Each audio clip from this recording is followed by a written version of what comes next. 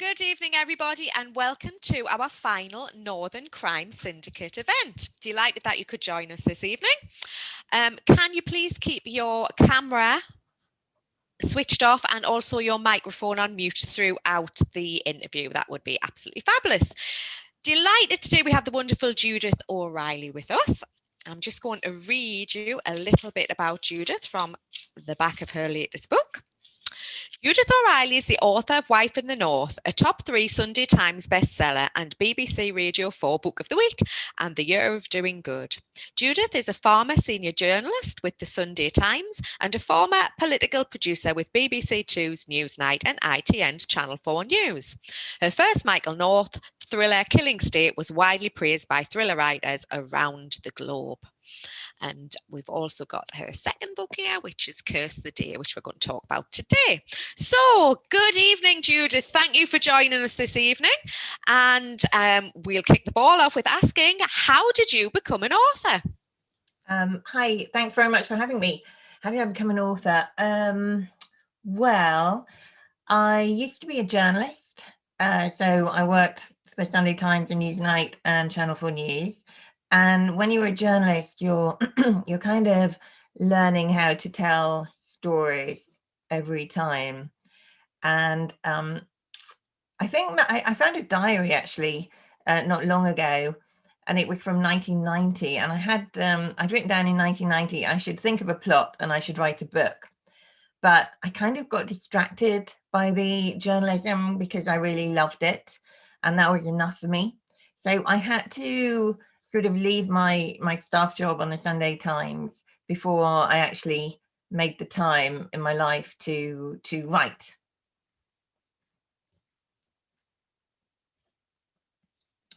Oh, that's me still on mute. How did you go about getting published? Well, what had happened, I used to live in London. So I went down to London from working on the Journal in Newcastle. And I went to be a political correspondent. And we ended up spending 17 years down in London. And then my husband wanted to move back up north. So we came up to Northumberland. And at that point, I set up a blog. I was kind of used to writing every day. And I used it as a therapeutic space, really, just to say what was going on in my head and about the sort of new things I was coming across and the new people I was meeting. And people don't do blogs quite so much these days, although there's obviously a lot of book blogging goes on. But then it was just starting. And I didn't really think about the fact it was open to the public. For me, as I say, I was it was just a way to express what I was feeling. And I sort of reached out to a contact of mine, Tom Watson, who was the former deputy leader of the Labour Party, just to ask him a few things about the technical side of blogging, because he was very big on that kind of thing. But he actually linked to the blog. And then a guy called Ian Dale, who did all these sort of big leadership Tory interviews, he linked to the blog. And then a huge blogger over in the US called Andrew Sullivan, he linked to the blog as well. So I went from having no readers at all to thousands and thousands and thousands when it went viral. And I really didn't have very much on it. I mean, I think I'd done about 6 entries or so when it went viral. But pretty much immediately, I was then approached by Viking Penguin, to offer me a book deal. So it was really extraordinarily fortunate. I didn't have to, schlep around as many writers do, trying to find an agent and then, putting out the book to publishers. I was very, very lucky, and the book sold into 10 countries, and it was serialized in the Sunday Times and the Telegraph, and as you said, sort of, Radio 4 Book of the Week, etc. So yeah, it was an odd, very lovely time. And then the second book I wrote after that was another nonfiction, another memoir, because I did a good deed a day for a year. And you end up doing way more than one good deed because it kind of becomes a compulsion. It's very, very addictive doing good deeds. I think you get like endorphin hits in your brain. And I was also not just doing the good deeds, I was sort of interviewing various people, like an animal behavior scientist and a theologian, someone who'd adopted a child. So I was exploring why people do good and what it's all about and why it seems a innate within us to do good for society. So it was very interesting. And then off the back of that, I sort of sat down and I said it was 2 memoirs, and I sort of thought, I really want to spend the rest of my life writing about myself. I'm really not that interesting. So to make a living, to make a career, I had to move into fiction. And what I read was action adventure. So it was a natural thing for me to do, to sit down and sort of find an action adventure hero and to give it a go, give writing fiction a go. That's great. And I love the fact that you actually got approached by the publisher as well, because you don't hear that very often, to be fair. And I have interviewed an awful lot of people. Well, they are looking, they're looking for books that will sell, but there are a lot of writers out there.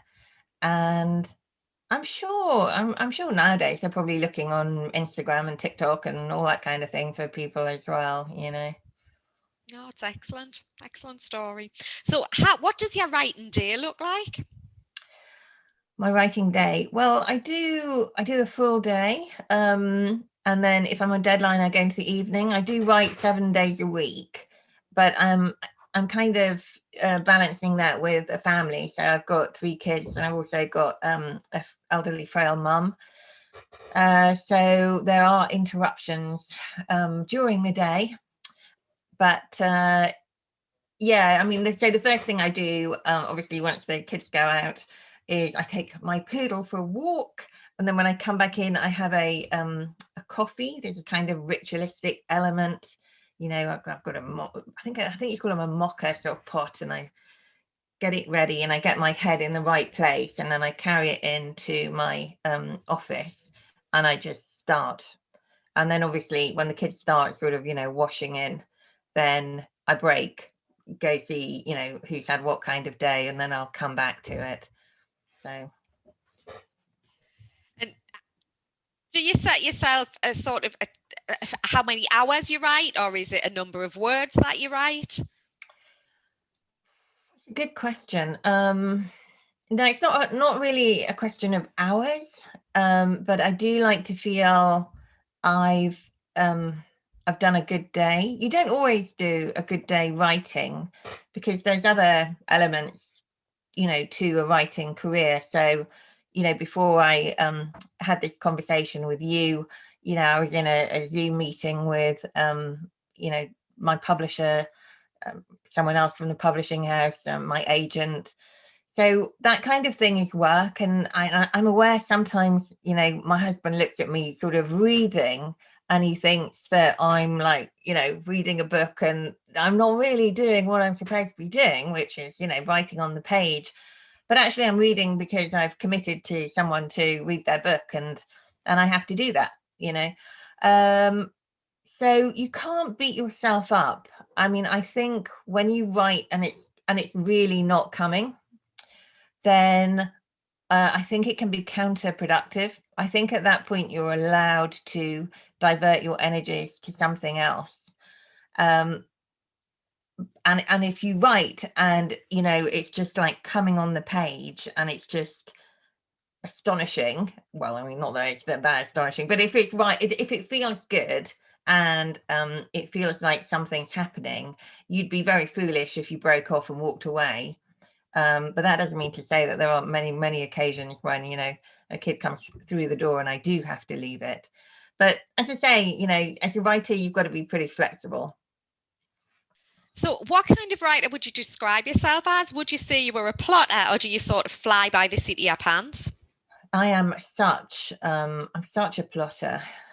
I mean, I'm a member of the Northern Crime Syndicate, as you know. I know you've had my colleagues on here, and some of us are plotters and some of us are pantsers, which, I mean, that means you just write, you don't have a plot.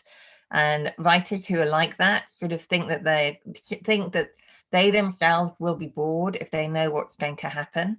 And that means the readers will be bored when they're reading the book. My first novel, my first thriller, took me 3.5 years to write, because I do a lot of research and I do a lot of plotting, and also I'm writing action adventure, so it's not sort of psychological, all in your head, you know, as you angst around, you know, whether your sister-in-law is trying to kill you. You know, you need to move from place to place to place to place to place, and you need to know you know, what the sidekick's doing, and you need to know what the villain's doing, even if you're writing, you know, what the hero's doing up there, because things have to hit at the right moment. So I do plot extensively, and I kind of plot one way and then I'll crack it open and I'll plot another, you know. So if you're a writer, you've probably got writers who are going to be watching this. You know, there are various ways people do it. So some people do a save the cat structure, which comes from screenwriting, and some people are doing sort of a 3-act structure or 5-act structure, etc. Some people are trying to hit plot points or pinch points or turning points at particular sort of moments. I kind of mush it all together, and then I kind of put it up on a board and I look at it with a different hat on, and I see if I can sort of escalate the tension at one point, or I see if, you know, here I need to introduce a new character because it's flagging. So for me, that works better. Having said all that, that's kind of my action adventure sort of work. But I've just written a standalone, a crime standalone, which is a thriller. And I've done that completely differently. So I didn't do any research, and I wrote that in sort of about 2 months, the first draft. And the only thing I did for that was, and this is quite a straightforward way to do it if there are writers listening to this, I wrote an outline which basically did chapter by chapter without saying chapter 1, 2, 3, 4, 5, 6, 7, 8. That was a very useful document, and I would definitely do that again for that kind of book, because it meant you did have a skeleton that you could hang your plot on. And it's a much more speedy way to write.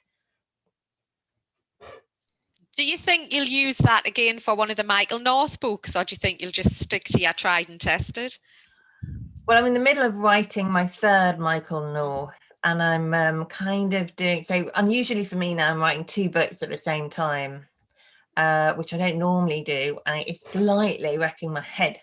But I think I'm going to fold it in. So I have got quite a detailed plot, but I'm probably allowing myself to breathe a little bit more freely than I do normally within my plot.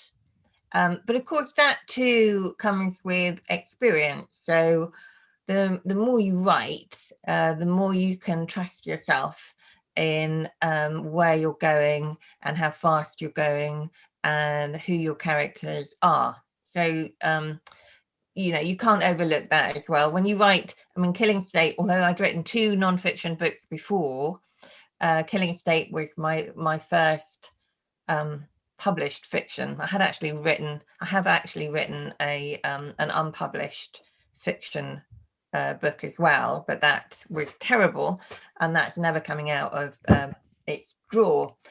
So I think with your debut, you kind of overthink it, I think, quite often, you know. So before you actually start working on your books, how do you go about researching?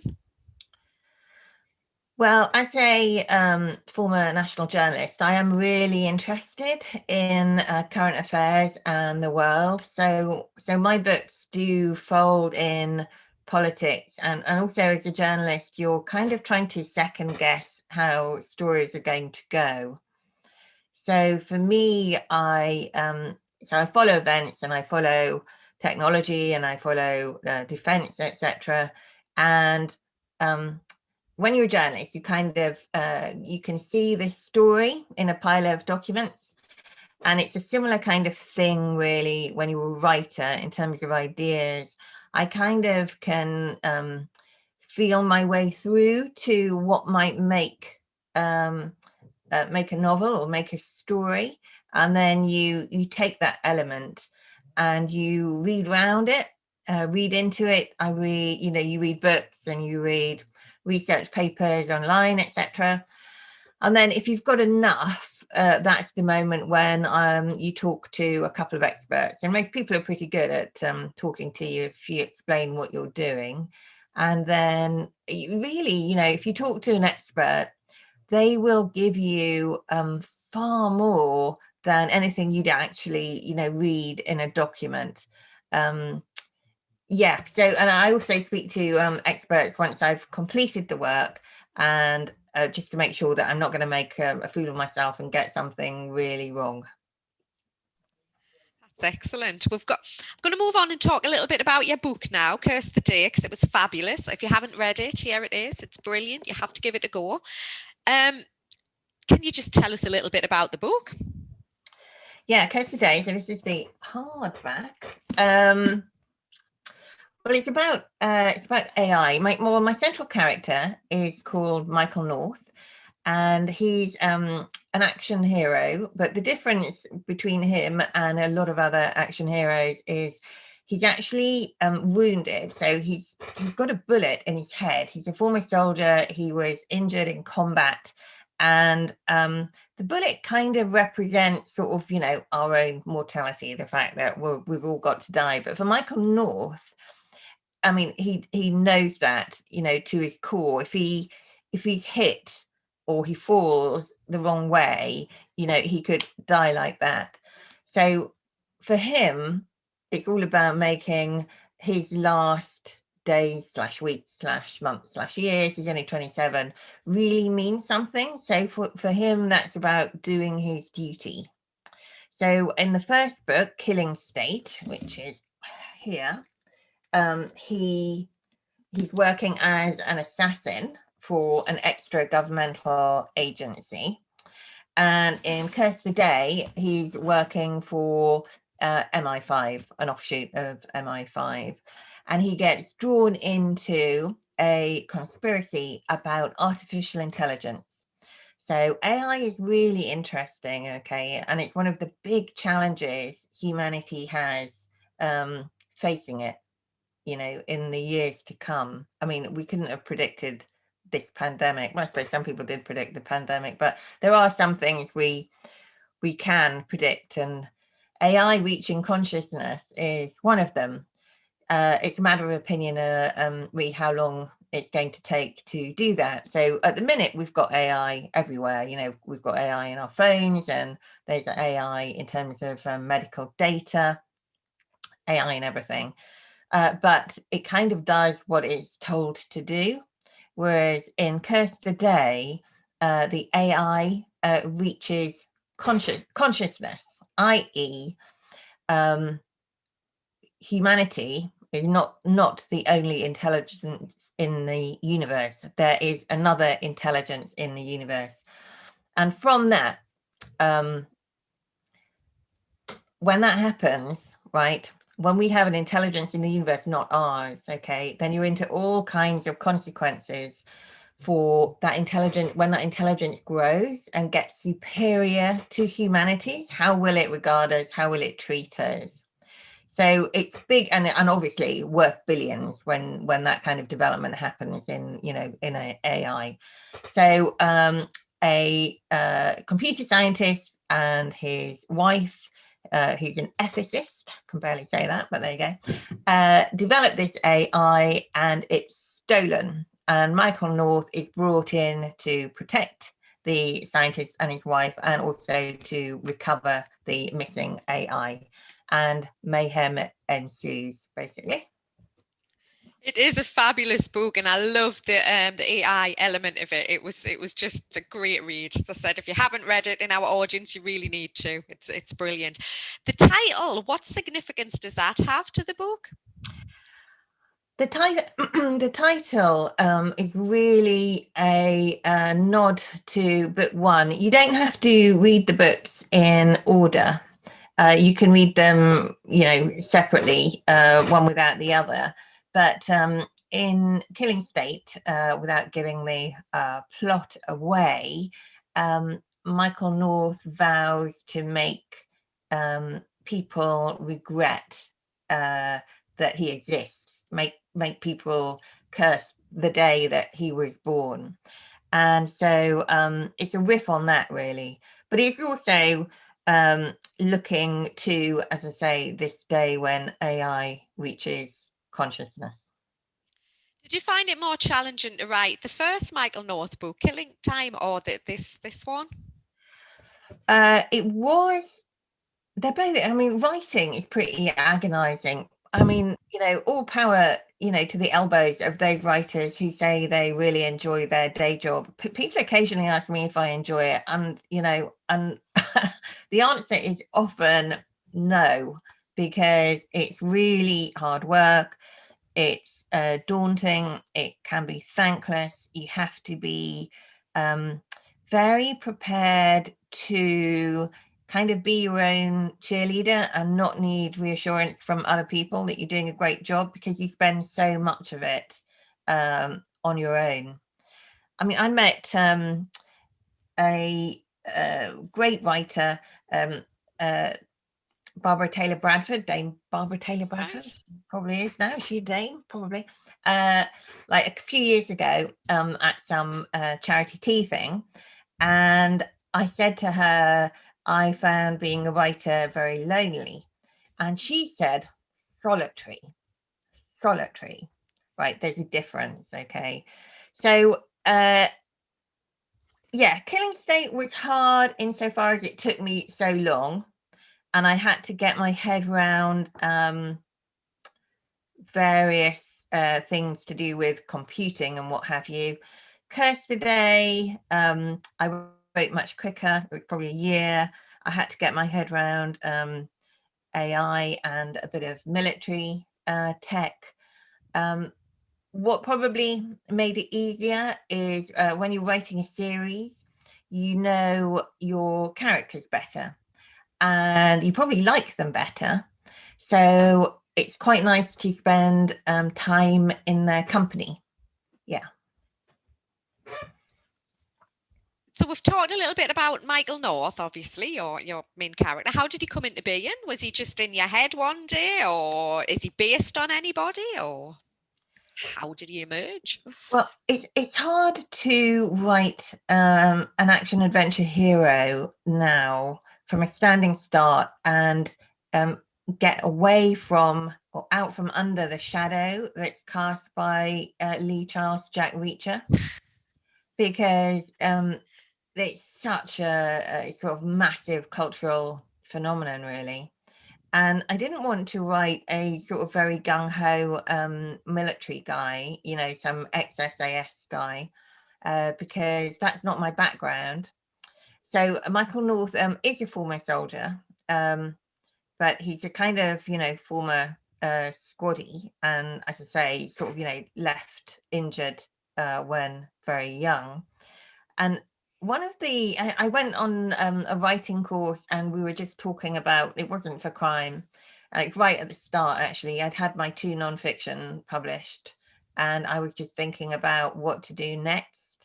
And one of the people on the course said, when they were talking about detectives, that they kind of got fed up with the, middle-aged, detective with a drink problem or, damaged, etc., etc. And I thought, That's true. I would really quite like to create a hero who is young and sexy and reckless. And I think if you do that, they can make mistakes because they're reckless and they don't know any better, and it makes it a bit more exciting on the page rather than to have someone who's very cynical and world weary who kind of knows it all. I like the fact that sort of Michael North is exploring the world. He's relatively new to the world, but his days are numbered. Yeah, I just love him as a character. He's just really, really engaging. If you were to use 3 words to describe him, what would they be? I would say sexy, damaged, and I'm torn between reckless and loyal. He is You can have incredibly 4. It's fine. You can have okay, thank 4. you. He is You're off. incredibly loyal to his friends, and he had a very bad upbringing. He was neglected by an alcoholic, sort of drug addict mother, but he kind of got through that, got through the fact that, he served time in a young offenders institution, joined the army when someone put a word in for him. So he's a survivor, but he starts off with no one in his life. And part of his journey as a hero is to find a different family, make a family of his own, because I think these days, like biological family always used to be so important. But I think nowadays friendship is incredibly important to us. So you have a family of choice as well as, your, sisters, brothers, cousins, whatever. You have family who you've, colleagues you've worked with, or people who've been there for you when times have got tough. And I like that idea too, that he has these people around him who can help and aid and succor and teach him who he is and give him an emotional depth that he didn't start out with. So what's next for Michael North? Well, what can I say that doesn't give my plot away for book 3? I can say that he's going to a remote island. Ooh, can't wait for that one. I love Michael North, but Fang is she's fabulous. She's a typical teenager, although a very, very, very intelligent typical teenager. How did you develop her character? Well, Fang Yu is 14 when we meet her, and she is a Geordie, and so she's his, I suppose, sidekick. But she would believe Michael North was in fact her sidekick, because as far as she's concerned, she's the brains of the operation, and he's the brawn, and she regards him as a sort of complete idiot, which indeed he is, sort of next to her. And how I came up with her is, well, I suppose, I mean, my eldest is 20, but when I was writing, Killing State, I mean, I had teenagers, and I do think they are glorious. I mean, I love teenagers. I love the way their brains work. I love their bravery. I love how they're prepared to say it as it is. I love their humor, how they approach the world. And I wanted someone with the skill set, quite a lot of action adventure. You need someone these days who can who's a genius on the computing side, okay, because so much of our lives revolve around computing. And I just like the idea that she was this sort of digital native. She could speak the language. She thinks everyone around her who's older than her is just a dinosaur, and she's sort of the guiding light. But she's like way more than tech support, because she's the moral heart of the books. Michael North was not brought up knowing right from wrong, and he's kind of learning it as he goes. But Fang, absolutely, even though she's very quick and very funny and very prepared to put people down, she's completely aware of, you know, who to love and how to love. And I think an action adventure book, if you're not careful, can be very sort of bang bang and car chases and macho men and, you know, cipher women. And I didn't want to write that. I wanted all of my women to be interesting and strong characters. They don't need rescuing. And it kind of starts with Fang. You know, she's 14, but she's completely all over everything. She is. She's just absolutely fabulous. I think, to be fair, she's probably, I probably like her better than I like Michael North. Sorry, but she's just lovely. I wish I could... I think you know, Mike Craven has this, doesn't he, with the with his Washington Poe and Tilly series. You know, that some people, Washington Poe is the, you know, central character, but, you know, and again, Tilly's the tech support in a way, but Tilly's sweetness and idiosyncrasies are very compelling. Fang isn't sweet on the surface, but is I think a very compelling character, and people do like her. Readers really do like her and are very concerned for her welfare. And everyone needs to read book 3 because terrible things may happen to Fang. Oh, don't say that. Oh, you'll have to write it quicker now. I need to read it. Okay. So, with your books, does plot or location come first? Location is really important. Okay. And I don't know if this is slightly being because of coming, you know, from the north and having been based in the north for so long. Because I mean, the north is a really interesting place to me, right? And it's one of the reasons that I called Michael North, okay? Because you have a true north and a magnetic north, and with the idea of the north, you get all of these things to do with integrity and authenticity and grit and truth and honesty and direction and guidance. So all of those things just sort of emerge when you think about the north. Okay, so that's part and parcel why I sort of, you know, named him that way. And then in terms of the location, I wanted the first book. So the first book is set between London and Newcastle and Northumberland, and I'd obviously spent a great many years in Northumberland, some years in Newcastle, and they're just such interesting places to write about. Because, you know, with Newcastle, you get the city and the river. Anytime you get a river, anytime you get a bridge, and a bridge takes you from one place to another, there's a transition to it. There's sort of danger underneath it, etc.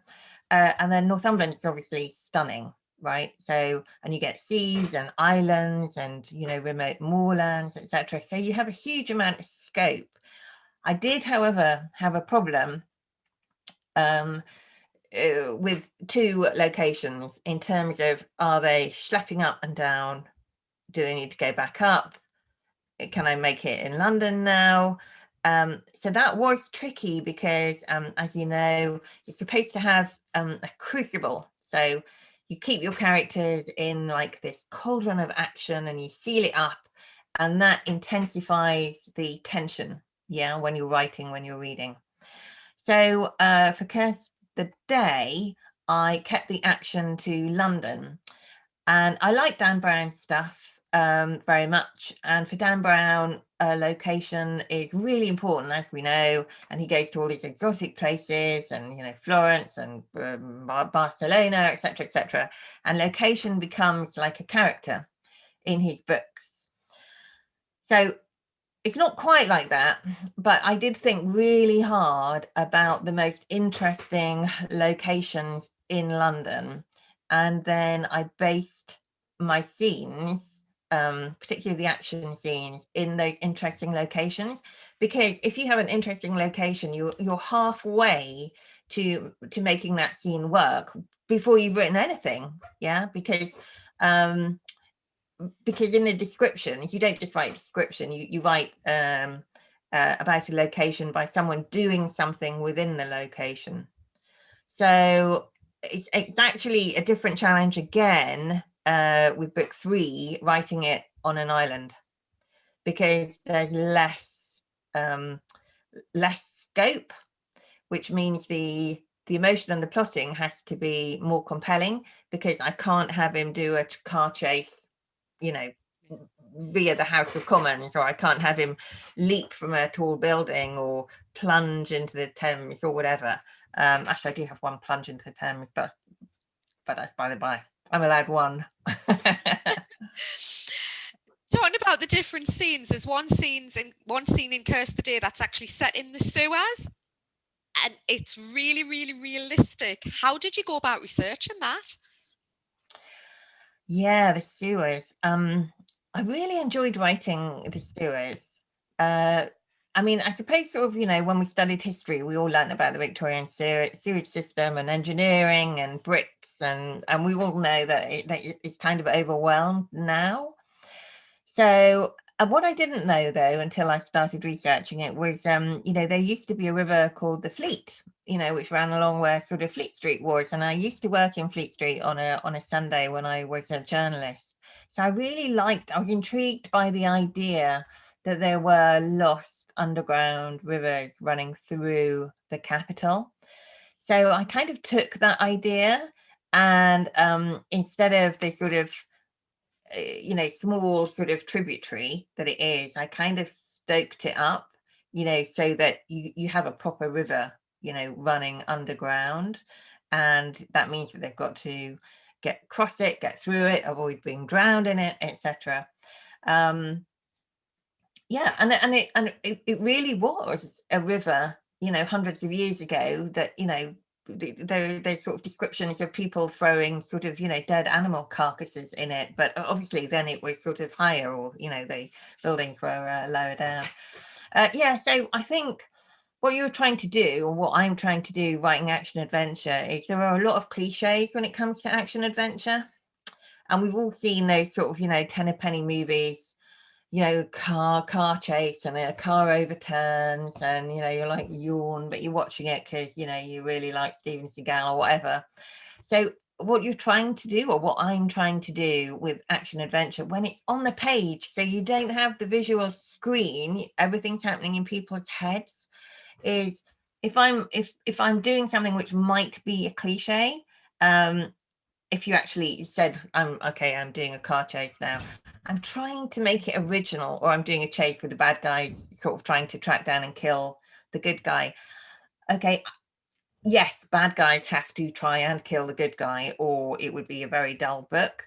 But why do they have to do it, on the street, with him dodging into shop doors and, out the back door?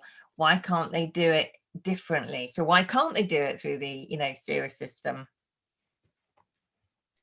So what research did you do? Was this specific books, or Yeah, were you speaking to experts? Yeah, books and, videos, and imagination as well, because I mean, yourself, when you come to write a book, okay, most writers were readers first before they were writers. And as readers, we're all pretty voracious readers. And as children, we would have read a telephone directory. I mean, I used to read thesauruses and dictionaries, because they were printed words on a page, and I learned stuff, and it wasn't I just, what I wanted to do, I wanted to read, so as such, I think we've all read about, the Victorian era, and we've all read about, guys going into the sewers and, finding coins, because, poverty was such that they were prepared to risk their lives by doing that kind of thing. So you just, what emerges from your psyche isn't just what you've read a couple of days before, it's what you've read, when you were 10. It's very interesting. I think writers give away a lot of themselves on the page, a lot, about who they are and their life experiences, and but anyway, talking about what we read when we're younger, I have to say, I mean, this is a libraries event, and a heartfelt thank you to all the libraries out there, because I mean, I know I had everyone's library ticket from my family, so I would get 12 library books every fortnight. My dad would drive me up to Crossgates Library, and I'd buy books as well from Leeds Market, Kirkgate Market, secondhand books. But libraries are why I'm a writer, right? Because I wouldn't have been otherwise. We had a couple of books, like Reader's Digest books in the house, but there wasn't the money, to buy books in the way my kids have bought books, in the way that my kids have been sort of brought up, but there was the library that my parents thought was very important. And so thank you very much for the work you do in the libraries. You are literally changing lives. Judith, you can come and visit us at the Word anytime you like. We love authors who love libraries. Love Fabulous. So, do you ever take liberties as an author with your sort of landmarks or geographical features or exhibitions, or sort of to fit into the plot? Yeah, you do. You have to. I will acknowledge it if it's a big one in the back of the book. So, for instance, there's a scene in the British Museum, big scene in the British Museum, and it's a terrorist attack, and the hero goes into the backstage, basically, of the British Museum. So that's all made up. The geography there is made up, because I wouldn't have any compunction about asking people for help and guidance usually, but bearing in mind it was a domestic terrorist attack, I didn't think it would go down that well. And then there's another scene in the crypt of St. Bride's. St. Bride's is the journalist church in central London, again off Fleet Street. And I didn't realize this, but they have a crypt, and they have basically, bodies used to be buried in the graveyard, and then after a certain amount of time, they were brought into the crypt to make space. And it's really interesting, and it's astonishing when you look at it. I mean, the room, it's a bricked-in room underneath the church, and lots and lots of skulls and long bones gathered together, all brown because they're hundreds of years old. Obviously, these are remains which have, once had a, Christian interment. So you have to sort of treat them with respect. You're not allowed in the actual room. You can view it. But I changed the geography of the crypt at St. Bride's to allow a discovery. So yes, you do, because it's your world, you're creating a fictional world, so you are allowed to change the geography. Having said that, on things like car chases or whatever, I do physically time out the actual journey. So you kind of, am I going to change this? Am I not going to change it? Every time you change something and fictionalize it, you're aware that someone might complain about the fact that, you've just said you could get between X and Y in 12 minutes, and actually it takes 30 in traffic. Has anybody ever complained about anything that you've... Oh, but people, I mean, I had my first book, Wife in the North. I haven't got a copy because I'm selling a house, but that was my cover for Wife in the North. I described I can't remember which way round it was, a fairy, I think I used the word fourth, a fairy fourth, and I got a challenge saying it was a fairy fort. Might be the other way around, okay. And basically that was a hillock in the middle of a field that you weren't supposed to chop down a tree on this hillock. You weren't supposed to cut down wood. And if you did, terrible things happened. And there were all these stories that somebody had chopped down a tree on it and the splinter had gone in their eye and they'd been blinded. Someone else had chopped down a tree and they died in a sort of road traffic accident, etc. And if you walked around it a certain number of times, I think it was anti-clockwise, then you could get a wish. Okay. Who knows where that comes from? Bronze Age burial mound, who knows, you know, but it's superstition in rural Ireland, on land close to where my father had been brought up. And whichever way I used the word, I got taken to task that I had used the wrong word. But actually, in that part of the world, I had checked it. I double checked. I'm very, very, very aware of getting things right. Having been a journalist, you don't like to make mistakes. And they used it differently, which is obviously to do with how things sounded, you know, vernacular. So yeah, you get challenged. Yeah. You get challenged on guns. You have to get guns right. Oh dear me. I did make one mistake with a gun at one point and got challenged, had to correct it. And I'm very, very, very scrupulous. There's a great action adventure writer, Zoe Sharp. She does brilliant books. Yeah, female bodyguard books. And Zoe knows everything about guns. So anytime I use a, you know, Glock 19 or a Glock 39 or whatever, I run it by Zoe because she's my expert. Good. People just like to complain about anything at times, or don't they? So you mentioned earlier that you love reading, and what books are on your to read pile? I'm reading I've just read this one. It's not crime, but a mate wrote it, Dog Days, and it's lovely. It's charming, and it's original, and it's uplit. You know, so. One of those books basically about, you know, life with a capital L, and about dog owners. Okay, and it's a charming, lovely original read. I'd recommend that.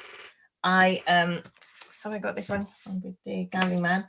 I'm just about to read this. Love David Baldacci. I appeared with him at the Bloody Scotland crime festival. And he very, very kindly did me a lovely blurb for Curse the Day, which I have up on my wall. And he has this great new detective type person set in this sort of 40s, like black and white film noir type stuff. Really, really original, really really well written. That's the first one in the series. Very, very good. A bit like, you know, if you're into film noir, you would really, really like it. And what else have I read? I've just read this, which is great. Stuart Turton, Devil and Dark Water, very original. I think he wrote the 7 Lives of Evelyn Hardcastle or something. Yeah. The 7 Deaths of Evelyn Hardcastle. So and I'm looking forward to reading this by my NCS, my Northern Crime colleague Rob Parker, who is prolific. I can't keep up with the number of books Rob writes. I've just read his Blackstoke, which is horror, not my normal thing. Horror in the suburbs, but really good, really well written. I've just read that one of Rob's as well. I said I'm never moving to a new housing estate ever. No, really, really well written. I thought occasionally, not very often with books, you kind of have to reread the way someone has phrased something, just because they phrased it so well. And I had to do that with Rob's Blackstoke. I had to do this with some of the horror bits, but just, you know, really well crafted. No, I agree. It was fabulous. So is there a character in anybody's book that you wish that you'd written? Well, yeah, I wish I'd written Jack Reacher, because I would be a great deal wealthier. Yeah, I tell you, well, I love Patrick O'Brien. not everybody's cup of tea. Okay, but he wrote this series set, you know, in the sort of Napoleonic era kind of thing, and it's a lot about, it's about a naval captain and his sort of spy doctor, naturalist mate, who, I mean, he, you know, he's a spy in the sort of, you know, 18th century, and that he's a really interesting character, and I would really like to have written that character, I think.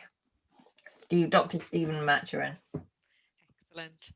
Now, we've got a few minutes left and I've got a few more questions for Judith, but if anybody in the audience would like to ask her anything, if you can pop that into the chat, and then I can ask those as well.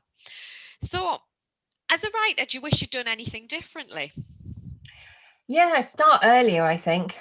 As I said, you know, I wrote stories when I was a kid, and I'm aware now I've only got so much time left, so I've only got so many books to be able to write. I hate wasting time. I genuinely hate wasting time. So I'm very aware of what I do with my time, and I'm very aware of the fact, you know, you have responsibilities out with, you know, writing. Yeah, so I wish I'd started writing books earlier. I did have a couple of goes, as I say, but they were very unsuccessful. But I should have persevered. Perseverance, for the writers out there watching this, gets you a very long way. Keep turning up to the desk, you know, keep putting words on the paper. You will get better. You know, it may not come easily at first, but there's so many resources out there now for people. There's so many books, there's so many, you know, YouTube videos with great writers, you know, who give you sort of ideas, clues about craft. You have to, you know, you have to learn the craft of writing, and that takes work. And you can't assume you're going to be able to write, and you can't assume it's going to be easy.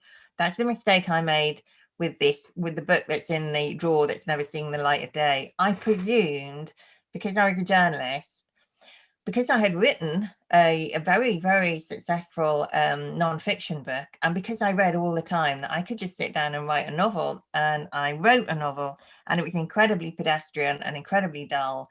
And it turned out I had to go right back to the drawing board and actually learn how to do it.